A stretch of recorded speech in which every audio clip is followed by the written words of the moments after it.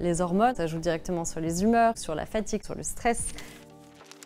Bonjour, je suis Caroline, la cofondatrice de Millet et je suis sur Rewell. Est-ce que tu peux me présenter Millet? Millet, ça veut dire la bonne amie en provençal. Ça fait écho à mon amitié avec la cofondatrice Anna. Et c'est vraiment l'idée d'informer les femmes, les accompagner dans l'intimité sur des sujets tabous. Douleur au sein, sécheresse intime, perte de cheveux, problème de libido, variation d'humeur. Millet met en avant l'équilibre hormonal, c'est la clé de beaucoup de nos soucis. Aujourd'hui, on est dans des logiques qui sont très combatives contre le corps. Je fais du cardio pour perdre du poids, l'anti-âge. L'expression, elle est absurde, on devrait être dans le pro-aging. L'idée de retour à l'état d'équilibre, c'est pas de lutter contre le corps. La philosophie de la marque, c'est Millet une nouvelle écologie du corps féminin. C'est d'abord comment fonctionne le corps féminin, avec son métabolisme cyclique, et donc comment on peut s'adapter. C'est très difficile de doser les hormones, surtout en périménopause, ça varie énormément. C'est pour ça que nous, on s'est intéressé au confort physique et mental, à l'intimité et aux répercussions sur la peau et les cheveux. C'est quand tu vois cette myriade de symptômes que tu es capable de dire « Ok, je rentre plutôt dans cette case ». Ce qui va faire foi, c'est la manière dont tu vas ressentir les symptômes, voire différents symptômes entre eux. Quelles sont les causes possibles d'un dérèglement hormonal? C'est très multifactoriel. La femme a plus de variations hormonales en quelques mois qu'un homme dans toute une vie. Il faut vraiment observer ses cycles, regarder un journal de bord et se dire est-ce que quand je mange tel type de choses, je me sens plus irritable, plus fatiguée? Les hormones, ça joue directement sur les humeurs, sur la fatigue, sur le stress. Le cortisol, ça joue sur la résistance à l'insuline, la manière dont on va métaboliser les sucres et les graisses. Par exemple, la semaine avant les règles, on va pas du tout assimiler de la même manière un ingrédient que la semaine après.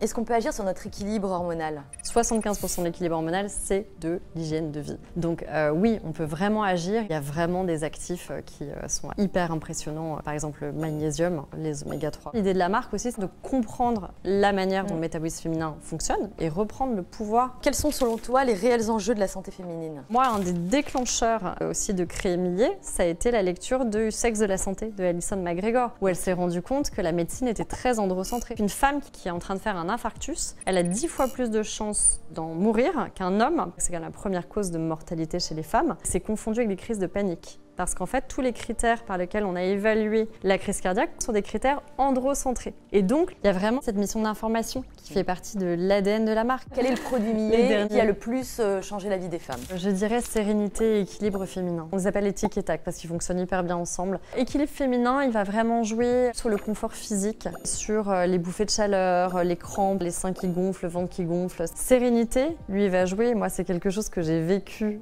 pour le coup et que je trouve très déstabilisant sur les variations d'humeur, les fringales. Et en fait, quand les femmes se rendent compte qu'elles peuvent agir, ça donne un sentiment aussi de pouvoir et de sérénité.